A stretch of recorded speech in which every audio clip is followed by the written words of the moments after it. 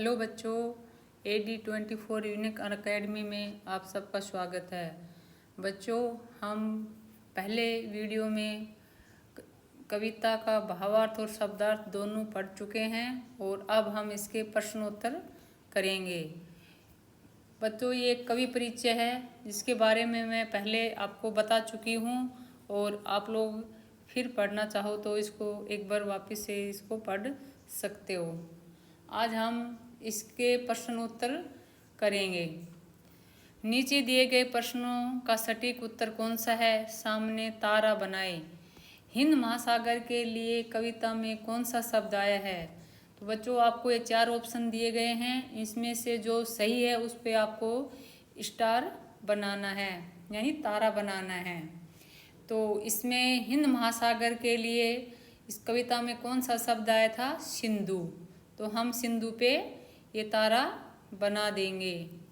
अगला चैप्टर है मातृभूमि। कविता में मुख्य रूप से भारत की प्रशंसा की गई है, भारत के महापुरुषों की जय की गई है, भारत की प्राकृतिक सुंदरता की सराहना की गई है और भारतवासियों की वीरता का बखान किया गया है। तो बच्चों, हमने जो चैप्टर पढ़ा था, पूरी जो कविता पढ़ी थी, उसमें आपने देखा था कि इसमें भारत की प्रशंसा की गई है इस कविता में, मातृभूमि कविता में। आप अपने मित्रों के साथ चर्चा कीजिए और बताइए और कारण बताइए कि आपने ये उत्तर ही क्यों चुने। तो बच्चों, ये आपको स्वयं करना है। आप अपने मित्रों के साथ, टीचर के साथ इस मामले में चर्चा कीजिए और फिर इसका कारण बताइए। इसलिए आप लोगों को ये खुद करना है। मिलकर मिलान करें। पाठ में से चुनकर कुछ शब्द नीचे दिए गए हैं, अपने समूह में इन पर चर्चा कीजिए और इनके साथ इनके सही अर्थों या संदर्भों से मिलाइए। इसके लिए आप शब्दकोश, इंटरनेट या अपने शिक्षकों की सहायता ले सकते हैं। तो बच्चे, ये अपन को कुछ शब्द दिए गए हैं और इधर इनका अर्थ दिया गया है। तो इसमें कौन सा शब्द इसका क्या अर्थ है वो अपन को उस पर नंबर डाल देना है। जैसे हिमालय, तो हिमालय का क्या होगा? भारत की उत्तरी सीमा पर फैली हुई पर्वतमाला है। त्रिवेणी, त्रिवेणी क्या है? 3 नदियों से मिली हुई धारा या संगम। तो इसमें अपन ये नंबर 4 पे आएगा। नंबर 2 का वो क्या होगा? भावार्थ नंबर 4 वाला। मलय पवन, मलय पवन क्या है? दक्षिण भारत के मलय पर्वत से चलने वाली सुगंधित वायु। फिर अगला है सिंधु। सिंधु क्या है? समुंदर, एक नदी का नाम। सिंधु एक नदी का नाम भी है और ये अपने इस पाठ में ये एक समुद्र का नाम है। गंगा यमुना, गंगा यमुना क्या है? भारत की प्रसिद्ध नदियाँ। रघुपति, रघुपति दक्षिण भारत के मलय पर्वत से निकलने वाली रघुपति, रघुपति का मतलब क्या है? श्री रामचंद्र का एक नाम है, तो दशरथ के पुत्र थे। अब आता है श्री कृष्ण। श्री कृष्ण कौन थे? वसुदेव के पुत्र वासुदेव। फिर आता है सीता। तो सीता कौन थी? जनक की पुत्री जानकी। जानकी, सीता का मतलब एक और नाम जानकी भी था। गीता, एक प्रसिद्ध और प्राचीन ग्रंथ श्रीमद् भगवत गीता। इसमें वे प्रश्नोत्तर और संवाद हैं जो महाभारत में श्री कृष्ण और अर्जुन के बीच में हुए थे। ये क्या है? गीता है। गौतम बुद्ध, गौतम बुद्ध क्या थे? एक प्रसिद्ध महापुरुष, बौद्ध धर्म के प्रवर्तक। तो बच्चों, ये शब्द थे और ये इनका अर्थ। तो मैंने इन पे नंबरिंग कर दी है और आप अपनी किताब में इन सबको, इस पूरे चैप्टर को पढ़ना और फिर इनका मिलान करना। पंक्तियों पर चर्चा है। कविता में से चुनकर कुछ पंक्तियां नीचे दी गई हैं, इन्हें ध्यान से पढ़िए और इस पर विचार कीजिए। आपको इनका क्या अर्थ समझ में आया? अपने विचार कक्षा में अपने समूह से साझा कीजिए और अपनी लेखनी पुस्तिका में लिखिए। वह युद्ध भूमि मेरी, वह बुद्ध भूमि मेरी, वह मातृभूमि मेरी, वह जन्म भूमि मेरी। जी, आपकी जो कविता थी उसमें से ये कुछ पंक्तियाँ ले ली गई हैं और इनका अपन को अर्थ बताना है। तो कवि अपनी मातृभूमि के प्रति गर्व व्यक्त करते हुए कहते हैं कि ये वीरों की युद्ध भूमि मेरी है, ये बुद्ध भूमि, ये बुद्ध की शांति और करुणा की भूमि मेरी है, यह उसकी मातृभूमि है, यह उसकी जन्म भूमि है। इस प्रकार कविता में देश के प्रति गहरा प्रेम और सम्मान है। तो बच्चों, मैंने इसका ये अर्थ लिख दिया है, तो आप लोग इसको पढ़ लेना। सोच विचारने के लिए कविता को एक बार फिर से पढ़िए और निम्नलिखित के बारे में पता लगाकर अपनी लेखन पुस्तक में लिखिए। तो बच्चों, ये कुछ प्रश्न दिए गए हैं छोटे छोटे, इनको पढ़ना है और इनका उत्तर आपको देना है। कोयल कहाँ रहती है? तो आप सब ने पढ़ा था कविता में कि कोयल आम के पेड़ पर रहती है। तन मन कौन संवारती है?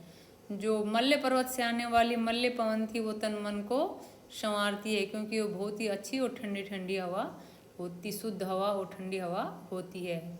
झरने कहाँ से झरते हैं? तो आपको ने चैप्टर में पढ़ा था, झरने कहाँ से झरते हैं? पहाड़ियों से। श्री कृष्ण ने क्या सुनाया था? श्री कृष्ण ने गीता का उपदेश सुनाया था। गौतम ने किसका यश बढ़ाया? गौतम ने किसका यश बढ़ाया था? दया और करुणा का। और अगले क्वेश्चन में चलते हम। नदियाँ लहर रही हैं, पग पग छहर रही हैं। तो लहर का अर्थ होता है पानी का हिलोरा, मौज, उमंग, वेग और जोश। ये क्या होता है? लहर का अर्थ बताया गया है इसमें।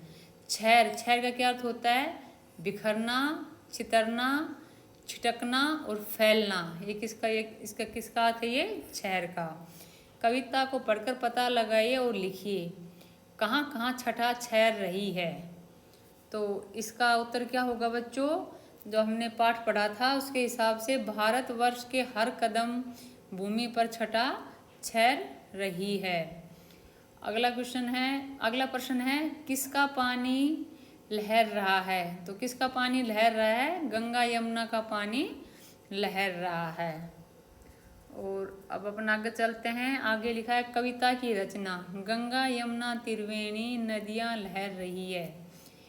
यमुन शब्द यहाँ पर यमुना के लिए आया है। और कभी कभी कवि कविता की लय और सौंदर्य को बढ़ाने के लिए इस प्रकार के शब्दों को थोड़ा बदल देता है। यदि आप कविता को थोड़ा और ध्यान से पढ़ेंगे तो आपको और भी बहुत सी विशेषताएं पता चलेंगी। आपको जो विशेषताएं दिखाई दें उससे उन्हें आपस में साझा कीजिए, मतलब अपने दोस्तों के साथ एक दूसरे से साझा कीजिए और लिखिए। जैसे सबसे ऊपर इस कविता का एक शीर्षक है। तो इसका उत्तर आएगा बच्चों, कविता मातृभूमि में कवि ने अपने देश की प्रकृति और सुंदरता और धार्मिक और सांस्कृतिक धरोहर और ऐतिहासिक गौरव का वर्णन किया है। उन्होंने हिमालय, गंगा, यमुना नदियाँ, झरने, अमरैयाँ और मल्य पवन के माध्यम से देश की भौगोलिक सुंदरता को प्रस्तुत किया है। साथ ही राम, सीता, कृष्ण और बुद्ध के जन्म स्थल के रूप में इस भूमि की धार्मिक और सांस्कृतिक महत्ता को भी उजागर किया है। इस कविता में मातृभूमि के प्रति कवि के गहरे प्रेम और गर्व की भावना स्पष्ट झलकती है। तो बच्चों, ये हमारी इसका आंसर था। तो अब लोग इसको अब पढ़ लेना। अब है कि ये स्तंभ दिया गया है नंबर 1 में, उसका कुछ पंक्तियाँ दी गई हैं और स्तंभ 2 में इनका भावार्थ दिया गया है, इनका ही वो किया गया है। वह जन्म भूमि मेरी, वह मातृभूमि मेरी। तो इसको अपन किससे मिलाएंगे? मैंने उस भूमि पर जन्म लिया है, वह भूमि मेरी माँ के समान है। तो इसका ये भावार्थ होगा। चिड़िया चहक रही हैं वो मस्त झाड़ियों में। तो इसमें क्या आएगी, वहाँ की जलवायु इतनी सुखदायी है कि पक्षी पेड़ पौधों के बीच प्रसन्नता के गीत गा रहे हैं। अमरैया घनी हैं, कोयल पुकारती हैं। तो इसका अर्थ क्या होगा, यहाँ आम के घने उद्यान हैं जिसमें कोयल आदि पक्षी चहचहा रहे हैं। तो इसको ये इनका बच्चों आप लोग अपनी किताब में मिलान करना, ताकि आप लोगों को पहले इसको पढ़ना और फिर बगैर देखे इसका मिलान करके इसको देखना, आपको अच्छा लगेगा। अपने समूह में मिलकर चर्चा करनी है। अमरैया घनी हैं, कोयल पुकारती हैं। कोयल क्यों पुकार रही होगी, किस प्रकार कर रही होगी, कैसे पुकार रही होगी।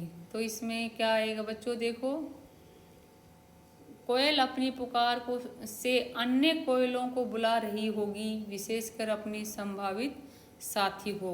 आप ये भी लिख सकते हो, और एक आप लिख सकते हो, कोयल अपनी पुकार में कू की आवाज़ में मधुर और सुरीला गीत गा रही होगी। आवाज़ साफ, स्पष्ट और मनमोहक होती है।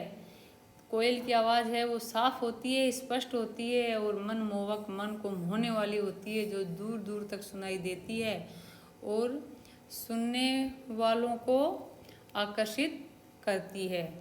तो बच्चों हम इसका उत्तर, अगर आप लोगों को कुछ और वो आता है तो आप और भी इसका उत्तर लिख सकते हो। बहती मल्ल पवन है, तन मन संवारती है। पवन किसका तन मन संवारती है, वह यह कैसे करती है। तो बच्चों मेरे पास तो इसका आंसर मैं यहाँ पे लिख रही हूँ। पवन सभी जीव जंतुओं, मनुष्यों और प्रकृति का तन मन संवारती है। विशेषकर वह उन लोगों को सुकून और ताजगी देती है जो उसके संपर्क में आते हैं। ये बच्चों मल्ल पवन के बारे में, जो मल्ल पर्वत से आती है उसके बारे में बताया गया है। पवन की सुगंध और ताजगी से भरी हवा मन को आनंदित करती है और तन को तरोताज़ा करती है, जिससे व्यक्ति को एक नई ऊर्जा और स्फूर्ति मिलती है। तो इसका आंसर ये होगा, उत्तर ये होगा बच्चों। तो आप लोग इसको अच्छे से पढ़ना और अपनी कॉपी में जब टीचर बताए पढ़ाई तो कर लेना। शब्दों के रूप में नीचे शब्दों से जुड़ी कुछ गतिविधियाँ दी गई है। इन्हें करने के लिए आप शब्दकोश अपने शिक्षक और साथियों की सहायता भी ले सकते हैं। नीचे दी गई पंक्तियों को पढ़िए। जगमग छटा निराली, पग पग छहर रही है। इन पंक्तियों में पग शब्द 2 बार आया है। इसका अर्थ होता है हर पग या हर कदम। ये पग के बारे में बताया गया है, जो 2 बार आया है, पग पग छहर रही है। तो इसमें इन पंक्तियों में पग शब्द जो 2 बार है, इसका क्या अर्थ है, हर पग या हर कदम पर। शब्दों में ऐसे कुछ जोड़े नीचे दिए गए हैं, इनके अर्थ लिखिए। जैसे इसमें दिया गया है कि घर घर, घर घर, तो इसका क्या अर्थ होगा, हर घर या सभी घरों में। बाल बाल, बाल बाल का क्या अर्थ होगा, पूरी तरह या पूरे शरीर में। सांस सांस या हर सांस में या जीवन की हर क्षण। देश देश, देश देश मतलब सभी देश या विभिन्न देशों में। पर्वत पर्वत, सभी पर्वत या एक पर्वत से दूसरे पर्वत तक। वह युद्ध भूमि मेरी, वह बुद्ध भूमि मेरी। कविता में भूमि शब्द को अलग अलग शब्द जोड़कर नए नए शब्द बनाए गए हैं। आप भी कुछ नए शब्द बनाएं और उनका अर्थ पता कीजिए। जैसे तप, देव, भारत, जन्म, कर्म, कर्तव्य, मरु, मल्ल, मल्ल, यज्ञ, रंग, क्षण, सिद्ध आदि। तो इसमें अपन को ये बना के दिया गया है। इसमें भूमि है, तो भूमि में जैसे तप से क्या हो जाएगा, तपोभूमि। तपोभूमि का मतलब क्या है, तप की भूमि। जैसे देव, देव भूमि या देव की भूमि। फिर जैसे भारत, भारत भूमि, भारत की भूमि। कर्म, कर्म भूमि या कर्म की भूमि। यज्ञ भूमि यानी यज्ञ की भूमि। रण भूमि रण की भूमि। मल्ल भूमि मल्ल की भूमि। कर्तव्य भूमि कर्तव्य की भूमि। इस प्रकार हम इसको बनाएंगे। तो बच्चों अब थोड़ा भिन्न थोड़ा समान नीचे दी गई पंक्तियों को पढ़िए। जग को दया दिखाई जग को दिया दिखाया। दया और दिया में केवल एक मात्रा का ही अंतर है, लेकिन इस एक मात्रा के कारण शब्द का अर्थ पूरी तरह बदल गया है। आप भी अपने समूह में मिलकर ऐसे शब्द सूची बनाइए जिनमें केवल एक मात्रा का अंतर हो, जैसे घड़ा घड़ी। तो इस प्रकार अपन ने कुछ और हमने वो बनाए हैं, आप लोग पढ़ना। जैसे राज राजा, आग आगे, मन मना, धूप धप, नग नाग, हर हरी, गम गुम। तो इस प्रकार हमने कुछ शब्द बनाए हैं। पाठ से आगे कविता की बात। इस कविता में भारत का सुंदर वर्णन किया गया है। आप भारत के किस स्थान पर रहते हो, वह स्थान आपको कैसा लगता है, उस स्थान की विशेषताएं बताइए। तो बच्चों आप जहाँ भी रहते हो आपके उस स्थान के बारे में, जैसे आप वहाँ की प्रकृति कैसी है, वहाँ का खान पान कैसा है, आप वहाँ की जलवायु कैसी है और वहाँ का प्रसिद्ध स्थान कौन सा है। आप किसी भी क्षेत्र में रहते हो, जैसे आसाम में रहते हो, राजस्थान में रहते हो, बंगाल, हरियाणा, पंजाब, जहाँ भी रहते हैं उसके बारे में हमें ये लिखना है। तो आप लोगों को स्वयं करना है, आप कहाँ रहते हो और वहाँ का प्रकृति कैसी है, खान पान और जलवायु ये कैसा है। अपने परिवार के किसी सदस्य या मित्र के बारे में लिखिए। उनकी कौन कौन सी बातें आपको अच्छी लगती हैं। तो बच्चों ये भी आप लोगों को स्वयं ही करना है। आप अपने मित्र या परिवार का कोई भी सदस्य जो आपको बहुत अच्छा लगता है उसके बारे में लिखना है, और वो क्यों अच्छा लगता है, उनकी कौन सी बातें आपको अच्छी लगती हैं, ये सभी आपको लिखने हैं। वंशी से श्री कृष्ण ने सुनाई वंशी पुनीत गीता। वंशी मतलब बांसुरी को कहते हैं। हमने बताया था शब्दार्थ में भी आप लोगों को हमने बताया था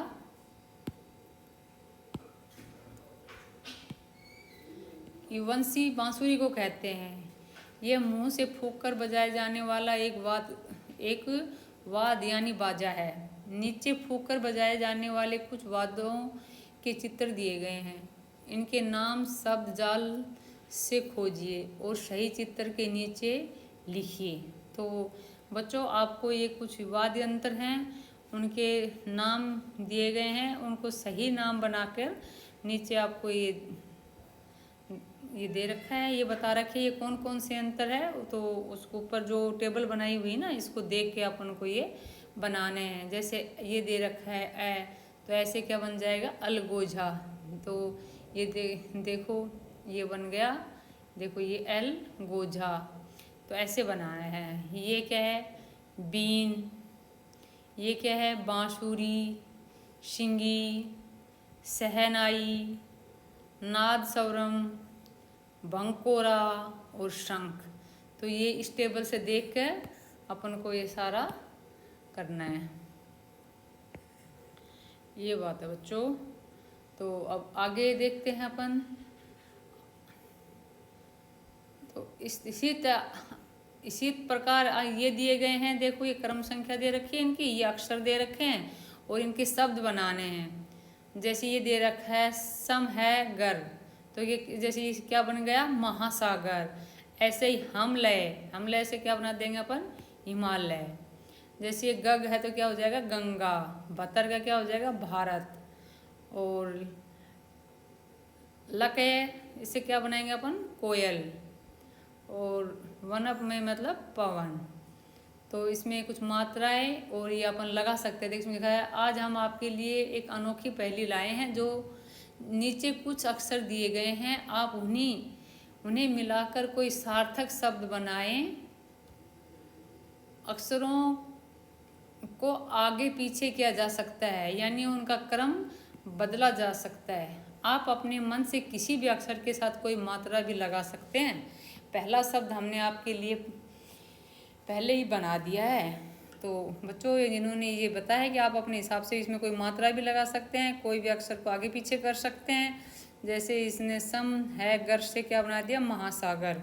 तो इस प्रकार अपन ने ये शब्द बना दिए गए हैं। तो बच्चों इनको आप ध्यान से पढ़ लेना।